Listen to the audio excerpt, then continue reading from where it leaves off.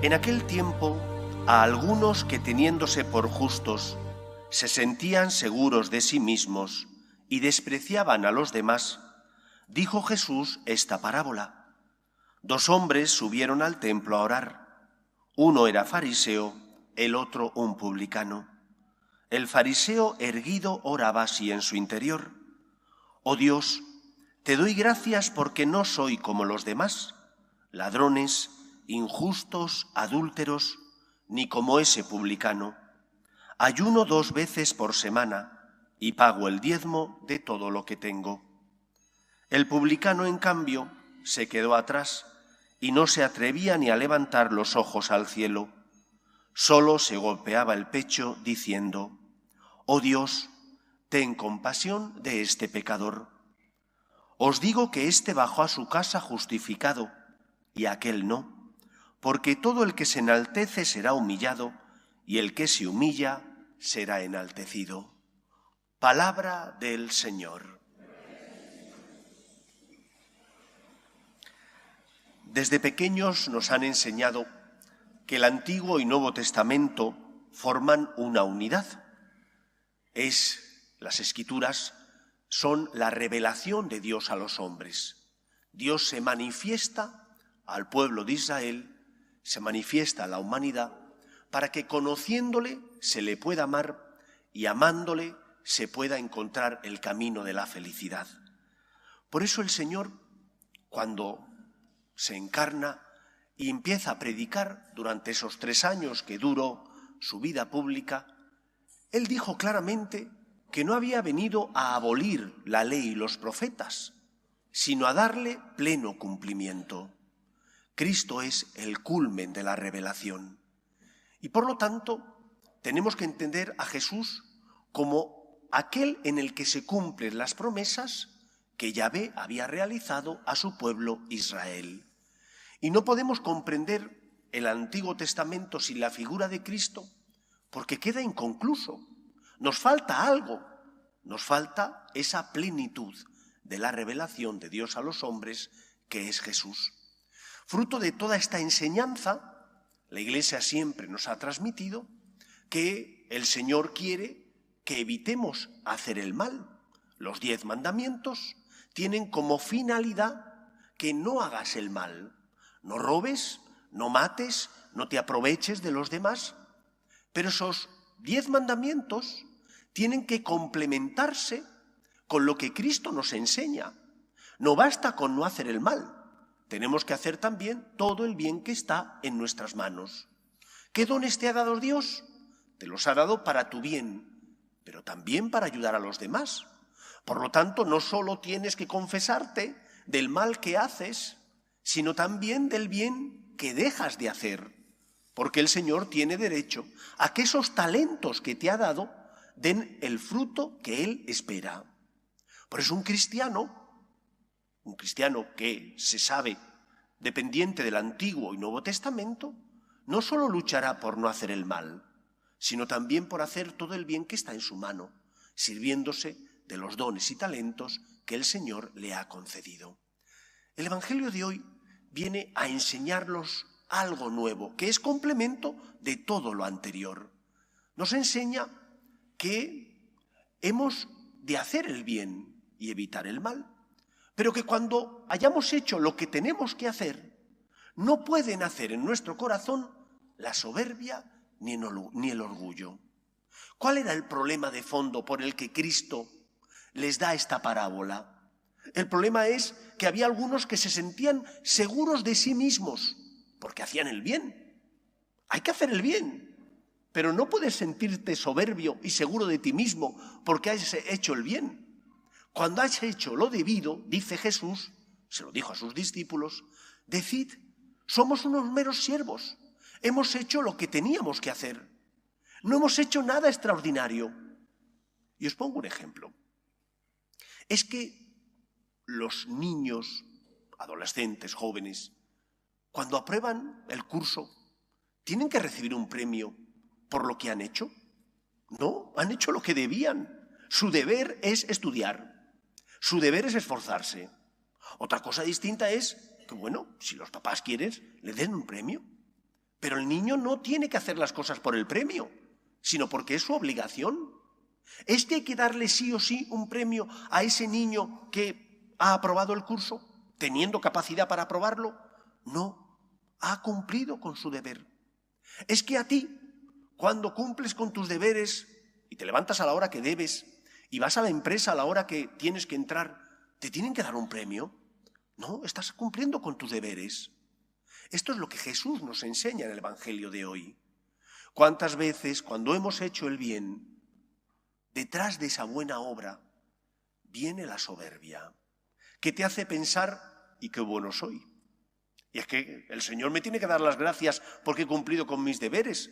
Caray, si no has hecho nada extraordinario, has hecho lo que tenías que hacer y ni te tienen que dar un premio, ni te tienen que aplaudir, ni puede ni debe nacer en tu corazón la soberbia. Lo que tiene que nacer, ¿qué es? El agradecimiento. ¿Qué suerte tengo de tener conciencia para saber lo que tengo que hacer? ¿Qué suerte tengo de que Dios me da su gracia para que pueda cumplir con mis obligaciones y deberes? Y solo si esto lo entendemos, no nacerá en nuestro corazón la soberbia. No nacerá en nuestro corazón, desgraciadamente, ese virus que mata toda obra buena. Lo que has hecho está bien, pero tu corazón está por dentro podrido. Porque lo haces no por amor, sino por quedar bien o por soberbia. Y eso no puede ser. Yo no puedo hacer las cosas para que me aplaudan los demás. Ni siquiera puedo hacer las cosas para justificarme. Esto es algo que alguno no lo entenderá. ¿Qué es esto de justificarme? Hay que entrar en la mentalidad judía para entenderlo. Para un judío, en especial para los fariseos, lo importante no era amar a Dios. Lo importante era la salvación. ¿Por qué se enfrenta Jesús con los fariseos? Lo que ellos hacen está bien, cumple con la ley. El problema es que los fariseos cumplen con la ley no para amar a Dios, sino para tener garantizada la salvación. Y yo no tengo que hacer las cosas por la salvación. La salvación es un regalo que Dios me da. Yo tengo que hacer las cosas porque quiero amar a Dios, porque deseo corresponder a Dios, y el Señor me dará la salvación. Es como el niño. El niño tiene que estudiar porque es su deber, no por el premio que a lo mejor sus padres le dan cuando acabe el curso. De niño recuerdo haber aprendido ese soneto anónimo. Aquí en España al menos se decía que era anónimo. No me mueve mi Dios para quererte el cielo que me tienes prometido, ni me mueve el infierno tan temido para dejar por ello de ofenderte. Muéveme el verte clavado en una cruz y escarnecido. ¿Qué es lo que tiene que mover mi corazón? No la salvación, que es un regalo que Dios me da. Si solo mueve mi corazón la salvación, eso se llama interés, que será legítimo, porque todos queremos salvarnos, pero no es el amor puro. El amor puro es el amor de aquel que hace las cosas no por interés, sino por amor. Y yo tengo que hacer las cosas porque el Señor me lo pide, por amor a Dios. Y cuando haces las cosas por amor a Dios, sin buscar contraprestación alguna, ahí no nace la soberbia. ¿Por qué? Porque nace el agradecimiento. Y cuando uno hace las cosas por amor, es imposible que detrás de ese buen acto entre el virus de la soberbia. Entra, en cambio, la virtud del agradecimiento. Esa es la primera enseñanza de este Evangelio. Tenemos que amar, hemos de amar, haciendo el bien y evitando el mal, pero no por la salvación, ni tampoco porque tenemos una conciencia moral elevada, sino por amor al Señor, porque necesitamos expresarle al Señor que nos sentimos afortunados de habernos encontrado con Él y que por lo tanto nos sentimos agradecidos. En segundo lugar, hoy celebramos la fiesta de los misioneros, la fiesta del Domum. Si hay una imagen que expresa en profundidad qué es la Iglesia, es la figura que emplea el Concilio Vaticano II al hablar de la Iglesia, diciendo que es sacramento universal de salvación. ¿Qué es un sacramento? Es una palabra latina que significa signo sensible, signo que se ve, de la gracia invisible, de la gracia, del amor de Dios que no se ve pero que sí se experimenta en el corazón. ¿Cuántas veces cuando rezamos pedimos al Señor, Señor, dame tu gracia para resistir la tentación.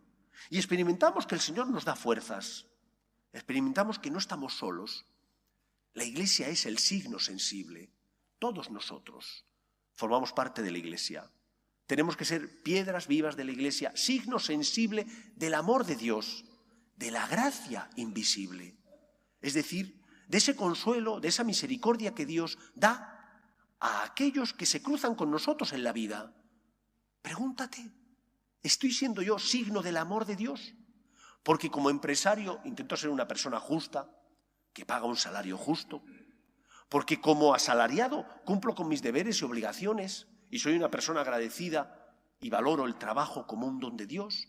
Porque como esposo o como esposa intento educar a mis hijos en la verdad que les ayuda a tener una conciencia recta. Porque como hijo soy agradecido y valoro los dones que Dios me ha dado por medio de mi familia, de mis padres.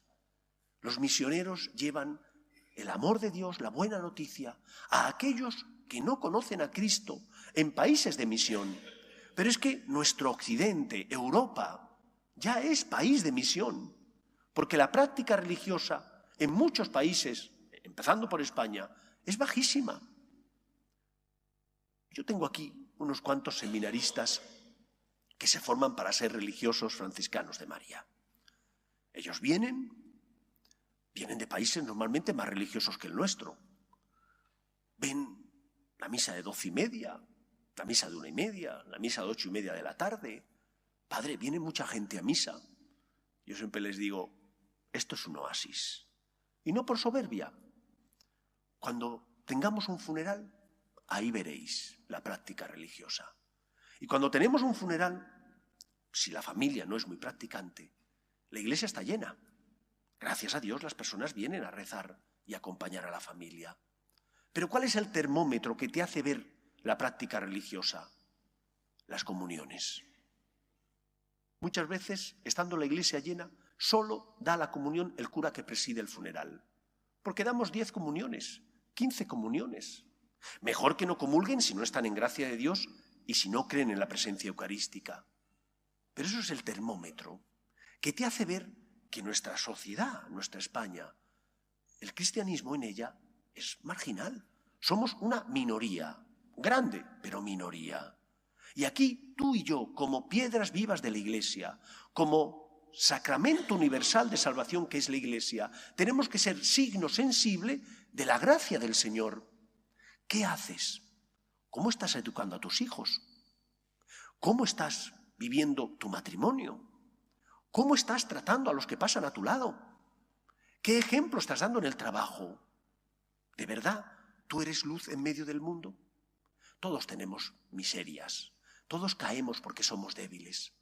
Pero cuando uno está enamorado, cuando uno ama a Dios y le dedica un poquito de tiempo todos los días y lucha por tener una intensa vida de piedad, eso se nota en tu vida, en tu manera de comportarte, en la esperanza que tienes ante las dificultades, especialmente ante la muerte de tus seres queridos. Porque creemos en el amor de Dios, tenemos esperanza. Por eso, queridos amigos, en este domingo del Domum, recordemos que tenemos que ser en medio del mundo luz, que somos parte de la Iglesia, que es el sacramento universal de salvación, y que el Señor se quiere y debe servir de nosotros para llevar su amor al corazón de aquellos que desgraciadamente ya no le conocen. Que pueda contar contigo.